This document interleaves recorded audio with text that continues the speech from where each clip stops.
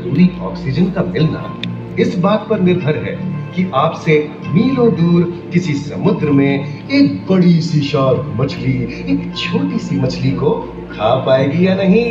क्यों, यकीन नहीं होता ना?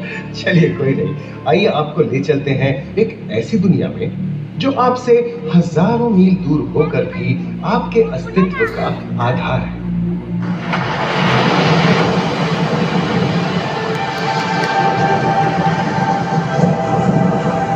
ये महासागर है, मीलों दूर तक फैला हमारे जीवन का केंद्र, जिसका पानी हर देश की सीमा से परे है।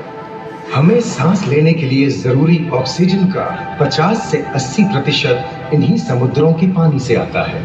ये भी कह सकते हैं कि ये सागर एक विशाल संयुक्त परिवार की तरह है, जिसमें ये सभी जीव एक ही घर में रहते हैं, जैसे मछलियां, mollusc, dolphin, seal, walrus, crustacean, bacteria, समुद्री एनीमोनी और हाँ, ब्लू व्हेल भी, जो पृथ्वी का सबसे बड़ा जीव माना जाता है। और जंतु ही नहीं, इन समुद्रों में पौधों की भी लाखों प्रजातियां पाई जाती हैं। इन विशाल समंदरों का पानी हमारी पृथ्वी का लगभग 3/4 हिस्सा है। इस धरती पर 5 बड़े महासागर हैं: आर्कटिक, अटलांटिक, हिंद, प्रशांत और दक्षिणी महासागर। ये सागर इतने महत्वपूर्ण हैं कि इनका तापमान और लहरें दुनिया के हर हिस्से के मौसम पर असर डालते हैं, चाहे वो मौसम कितना ही खतरनाक क्यों ना हो। हमारी ही तरह पानी के नीचे पनपता हर जीवन सूरज की रोशनी पर निर्भर है। जी हाँ जनाब, सिर्फ ये जंतु, मछलियां, पेड़ पौधे ही नहीं, बल्कि बैक्टीरिया जैसे सूक्ष्म जीव भी सूरज से ऊर्जा पाकर खिलखिला उठते हैं। ये देखो मिस्टर ऊदबिलाव, है ना, कितने मजे ले रहा है। देखा इसे, अपने चेहरे की पोजीशन ऐसे बदल रहा है जैसे कि स्पा में स्टीम ले रहा हो। और वो चली मैडम व्हेल इठलाते हुए संवाद लेने। और ये जोकर मछली यानी क्लाउन फिश, ये तो गाना भी गाती है भाई, बिना किसी सुरताल के। हाँ, ये राग समुद्री जानती है और कोई खतरा महसूस होने पर ये कभी गुर्राती है और कभी चहकती है। क्लाउन फिश है ना। और ये डॉल्फिन हमारे स्मार्टफोन से भी ज्यादा स्मार्ट है। ये अपनी आवाज का इस्तेमाल सोनार की तरह करके एकदम सही दिशा में तैरती और एक दूसरे को संदेश भेजती है। जी हाँ, ईमेल या व्हाट्सएप से भी तेज। मूंगा चट्टानें यानी कोरल रीफ दुनिया की सबसे विविध इकोसिस्टम्स में से है। इन चट्टानों को अक्सर समुद्र के वर्षावन कहा गया है। आई, समुद्र में वर्षा, अजीब बात है ना। अरे दरअसल इनका नाम इनके आसपास बसे इन जीवों की विविधता के कारण पड़ा है। इनमें से कुछ मूंगे गर्म उथले समुद्र में, तो कुछ ठंडी अंधेरी गहराइयों में रहकर हमारे इकोसिस्टम के संतुलन को बनाए रखते हैं। पौधे हमारे इकोसिस्टम का एक बहुत ही महत्वपूर्ण हिस्सा है और पानी में ऑक्सीजन का सबसे बड़ा स्रोत है। इस नीले पानी में मौजूद कई पौधों में से एक बहुत ही महत्वपूर्ण पौधा है फाइटोप्लैंक्टन, जो पूरी दुनिया की ऑक्सीजन की जरूरत का लगभग 50% बनाकर हमारा अस्तित्व बनाए रखता है।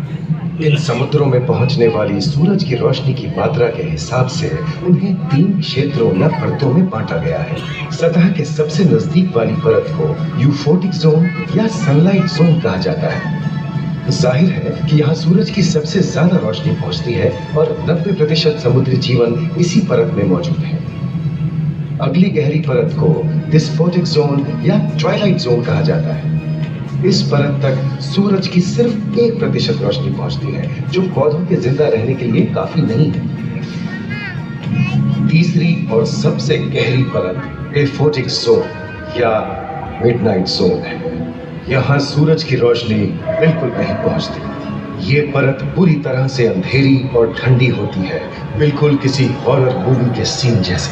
ये कई जगह पर इतनी गहरी होती है कि यहाँ आसानी से माउंट एवरेस्ट जैसे ऊंचे पहाड़ भी समा सकते हैं। और इसकी सबसे गहरी जगह है प्रशांत महासागर में मरियाना ट्रेंच।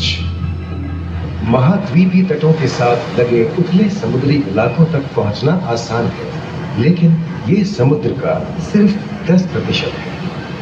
समुद्र की गहराई जितनी बढ़ती जाती है, उतने ही वहां के हैरत अंगेज जीव जिन तक पहुंचना मुश्किल होता जाता है।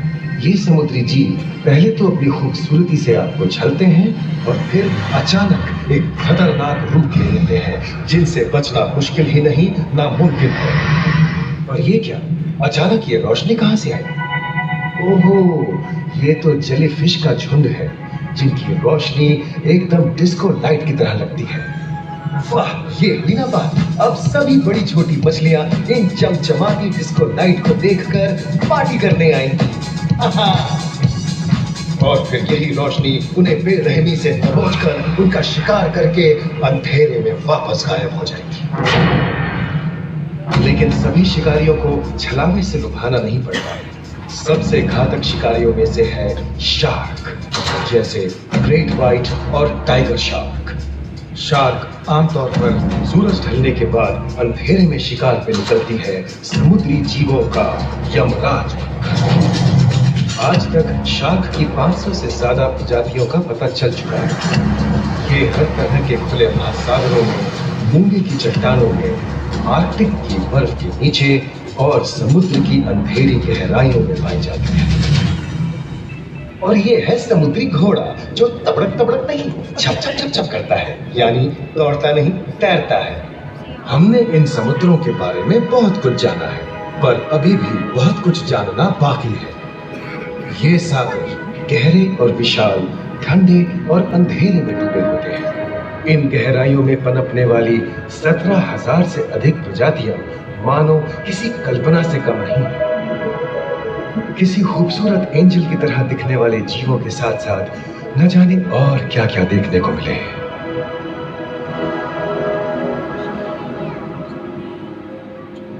इन विशाल सागरों के इकोसिस्टम इनके बाहर तक फैले हैं।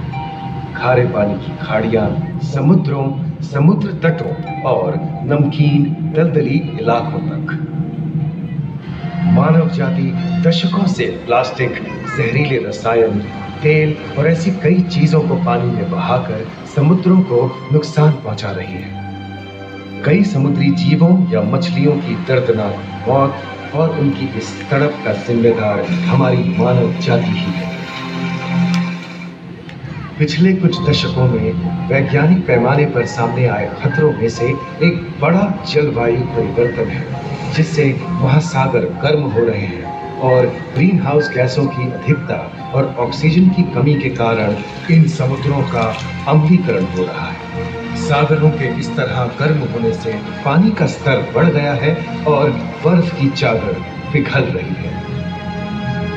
इस विनाशकारी बदलाव के परिणाम स्वरूप समुद्री जीवन खत्म हो रहा है और पूरे इकोसिस्टम के लिए ऐसे खतरनाक हालात हम ही पैदा कर रहे हैं।